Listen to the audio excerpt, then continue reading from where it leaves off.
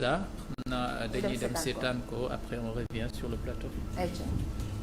L'industrie sénégalaise s'offre un bond spectaculaire. En mars 2025, la production industrielle du pays, hors égrenage de coton, a grimpé de 19,7% par rapport à mars 2024. En toile de fond, le lancement de l'exploitation pétrolière, dont les effets commencent à se faire sentir sur les indicateurs économiques. Selon les données publiées par l'Agence nationale de la statistique et de la démographie, ANST, cette performance est tirée par un essor exceptionnel des industries extractives, en hausse de 75% sur un an. Une envolée directement liée à la mise en service des premières installations d'extraction de pétrole, désormais intégrées dans les calculs de l'indice harmonisé de la production industrielle. D'autres secteurs participent à cette dynamique. Les industries environnementales progressent de 10,1% et la production d'électricité et de gaz augmente légèrement de 0,5%. Des hausses modestes mais révélatrices d'une activité industrielle qui s'étend au-delà du seul secteur pétrolier. En revanche, les industries manufacturières,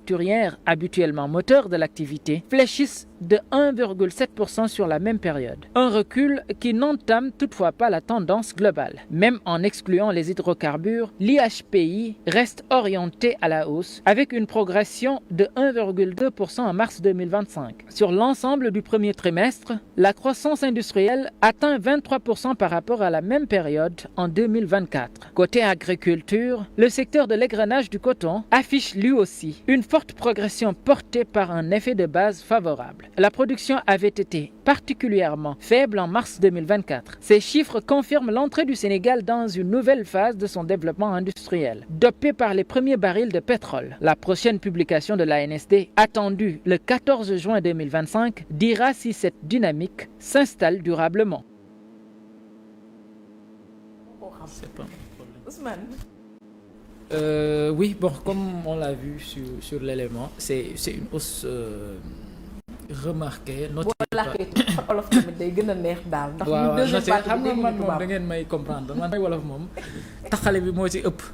Donc voilà, c'est une bonne nouvelle pour le Sénégal parce que Sénégal dañu amoon problème déficit.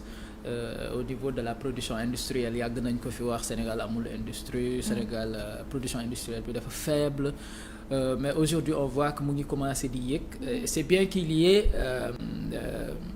l'exploitation du pétrole bokk na ci li ko gën a booster mais c'est pas seulement ça parce que dans la note on voit que hors hydrocarbures même bu ñu ko tegee à côté la production a augmenté certes c'est faible parce que c'est 1,2% mais ça prouve aussi qu'il y a d'autres secteurs yi nga xam ne comme par exemple l'égrenage du coton bi nga xam ne gis nañ ne yéeg na ba mu ngi yéeg on a vu d'autres secteurs yi nga xam ne bokk nañ ci ñu ngi commencé yéeg maintenant pétrole bi moom xam nga réew moom su commencé def pétrole rek presque lépp presque day yéeg espérons maintenant que tendance bi danañ ko maintenir.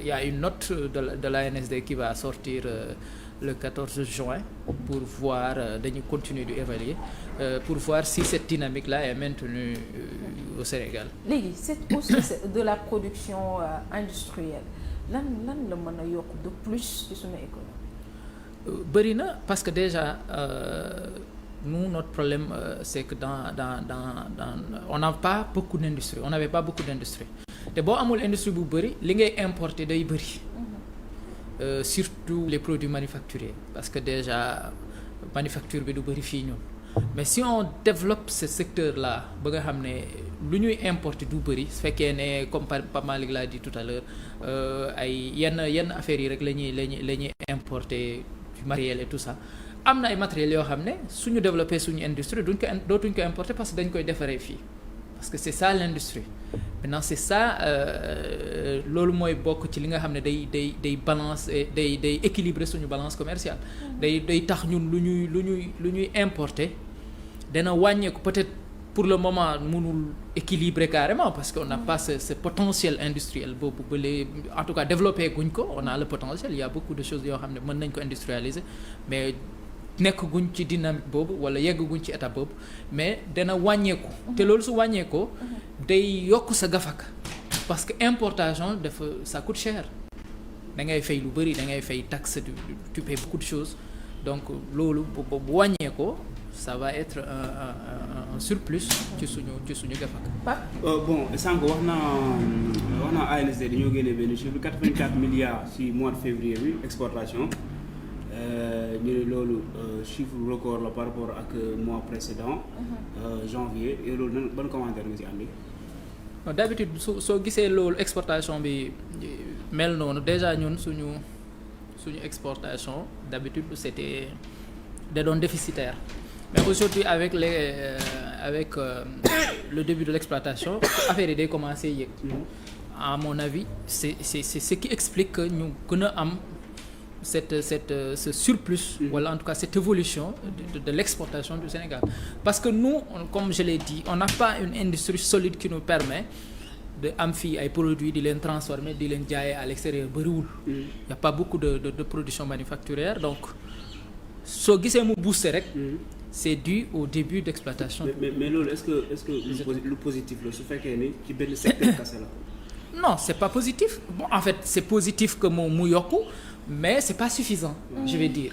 Parce que il y a beaucoup de choses yoo xam ne ñu ngi koy importer te war nañu ko mën a defaree fii. C'est parce que on n'a pas une industrie solide. te mën nañu développer le secteur industriel sur plusieurs secteurs ñu développer ce qu'on appelle des chaînes de valeur.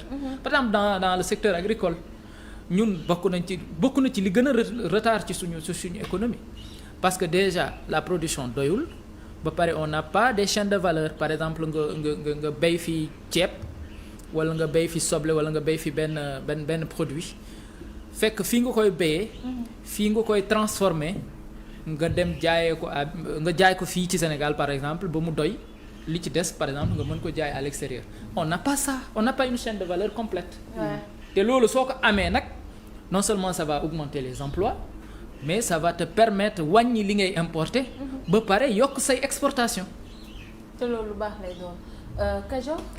Bon man rapport bi nii xam ne dañ koy man souvent quand c'est économique dafay compliqué si man mais am na partie yoo xam ne du ma ko comprendre parce que quand on nous dit que évolution bi jëlul en compte le secteur le secteur hydrocarbure secteur bi jëlu ko en compte waaw kii bi nii évolution bi ñu wax jëlu ko en compte bon alors que c'est un secteur boo xam ne ñu ngi annoncé quand même beaucoup de trucs ça veut je suppose que ça veut dire que peut-être si on globalise tous les secteurs yoo xam ne mënoon nañu saytu seen productivité ak yooyu peut-être on peut avoir des chiffres yoo xam ne moom mooy gën ci lii bi après en même temps on nous dit aussi que si lii boobu noonu par contre il y a une hausse si produit mais nee nañu li nga xam ne moom mooy kii bi ak gaz yi production gaz ak pétrole bi dafa baissé d'1,9% donte am na production bi aussi de manière générale mais concernant le pétrole et le gaz dafa baissé de 1%. J'aurais bien aimé aussi xam lan moo ko mën a expliquer.